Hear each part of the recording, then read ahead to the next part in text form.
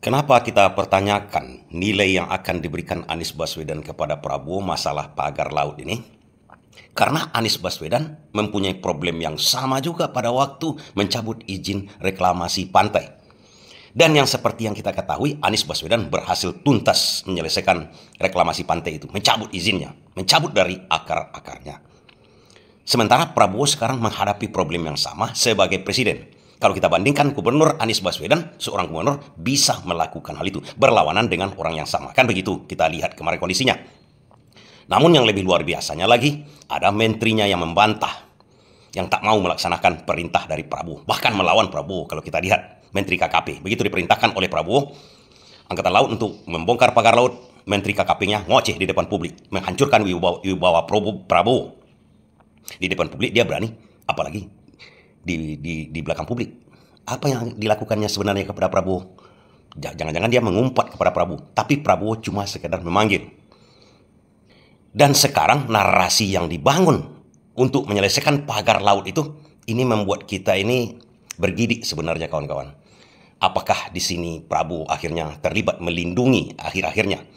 Atau apakah Prabowo dibodoh-bodohi?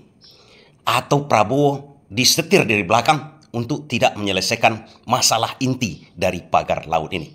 Makanya kita mengerucut berapa kira-kira nilai yang akan diberikan oleh Anies Baswedan dengan cara Prabowo sekarang ini mengambil kebijaksanaan masalah pagar laut.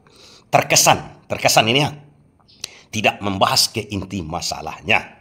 Sekarang ini sebagai saya ilustrasikan kepada kawan-kawan, berkembang narasi untuk melarikan dari persoalan yang sebetul-betulnya masalah pagar laut itu.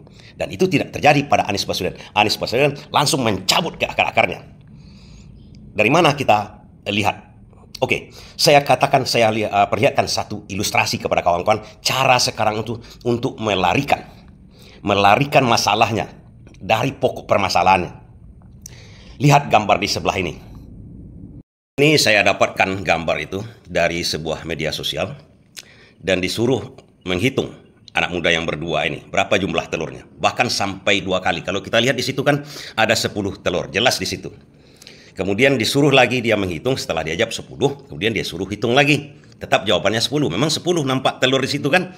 Itu kan permasalahan yang ada sekarang ini sebenarnya, permasalahan yang ada. Oke, kemudian jawaban sebenarnya dari teka-teki itu adalah 0. Ya, 0. Karena situ kan nampak ayam jantan. Tak mungkin ayam jantan yang bertelur. Nah, ini difokuskan ke telur, ke jumlah telur. Itu kan nampak di situ. Sebenarnya inti masalahnya tak ada yang ditelurkan ayam ini. Kan begitu katanya. Ayam ini, ayam jantan. Udah jelas nampak gambar siluetnya ayam jantan. Dan itulah yang terjadi sekarang di pagar laut. Dari berbagai sumber sudah terkuak sebenarnya. Bahkan Menteri ATR pun sudah nampak menjelaskan kepada kita, kepada publik, bahwa kaitan-kaitan dari masalah di pagar laut itu mengerucut ke arah Pantai Indah Kapuk. Pantai Indah Kapuk 2. Yang juga dicabut izinnya reklamasi pantainya dulu oleh Anies Baswedan. Sumbernya dari situ, oke? Sumber dari situ. Kenapa kita katakan sumbernya dari situ?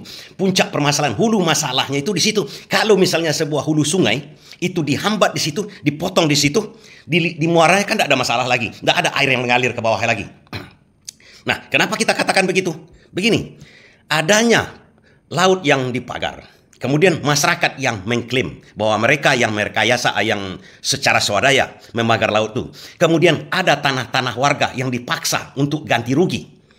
Kemudian ada empang-empang yang ditenggelamkan atau ditimbun, atau sungai yang dihambat jalannya, ditutup. Sehingga empang masyarakat di situ tidak berguna lagi, sehingga mereka menjual tanahnya dengan terpaksa. Bahkan ada intimidasi dengan narasi PSN. Ini adalah proyek PSN sampai melebar-lebar ke sana kemari. Oke? Dari situ mulai puncak masalahnya sebenarnya. Dari mana? Dari narasi PSN ini. Coba kita bayangkan kalau tak ada narasi PSN daerah itu, oke? Memang dalam hal ini daerah itu kata Menteri ATR ataupun Airlangga Hartarto itu tidak masuk ke dalam PSN. Tapi dinarasikan itu untuk menakut-nakuti rakyat. Menarasikan bahwa PSN itu seluruh peraturan yang lain-lain bisa ditabrak, ganti rugi segala macam bisa ditabrak, bahkan laut pun bisa diempang, bisa dipagar. Kan seperti itu narasinya. Jadi puncak masalahnya itu di PSN. PSN-nya mana? Di PIK, rencananya PIK mau PSN kan, diberikan PSN kepada Agung Sedayu Group atau apa begitu kan? Kan itu sudah dibuat keputusan oleh Presiden. Itulah jadi senjata semuanya untuk menghabisi itu. Oke? Kemudian sekarang berkembang lagi. Airlangga Hartarto mengatakan bahwa PIK 2 bukan PSN. Oke? Mulai diputus rantai-rantai ini. Agar masalah ini, masalah pemalsuan HGB, segala macamnya itu tidak menyangkut kepada PIK 2. Oke? Sudah diputus di situ. Padahal akar permasalahannya itu narasi yang dikembangkan, senjata yang dikembangkan untuk menghabisi, menganiaya rakyat, memagar laut itu adalah PSN. Bahkan seorang lurah atau kepala desa pun berani berbantahan dengan Menteri ATR. Demikian kuatnya sepertinya kalau kita lihat orang di belakang kepala desa tersebut.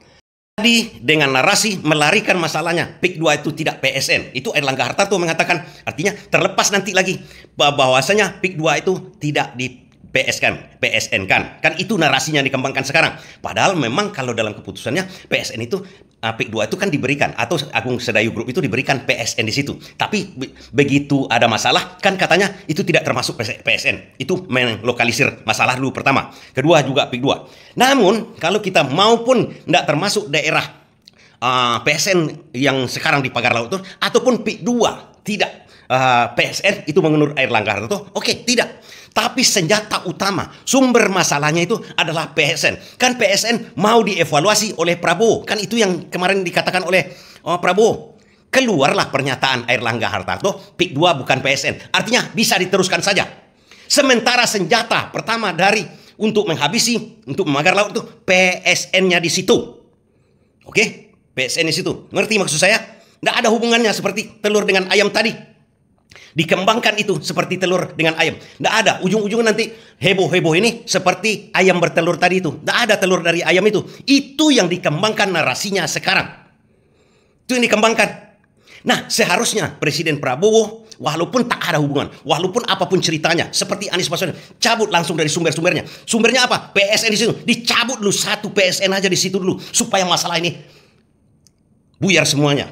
Supaya masalah ini tidak lagi. Cabut. Karena kalau misalnya ditunda, dievaluasi, ada juga harapan dari kalau memang itu gara-gara PSN semuanya, walaupun dalam statusnya seperti ayam tadi dengan telur-telur, tapi narasi yang dikembangkan adalah bahwasanya ini PSN, walaupun begitu masih tetap ada harapan. Mereka punya kekuatan. Harusnya Prabowo mengatakan sekarang PSN di situ dicabut. Cukup satu aja. Itu kan kepres. Itu kan peraturan pemerintah. Bisa Prabowo melaksanakan sekarang. Kalau dilaksanakan sekarang, tidak ada carut marut di bawah itu lagi. Tetap saja diurus masalah hukum segala macam, tapi itu tidak ada lagi, berhenti, mangkrak. Saya katakan proyek itu. Itulah yang dilakukan oleh Anies Baswedan pada waktu dia menghabisi izin reklamasi pantai. Mencabut katanya. Tak ada cerita lagi, oh pulau ini segala macam. Tidak, dia ambil jalan yang paling sumber, paling hulu, cabut dulu. Begitu juga dengan PSN di lokasi yang sekarang terjadi itu, gara-gara itu semua. Akibat itu semua, reklamasi pantai yang dicabut Anies Baswedan karena nelayan-nelayan situ komplain.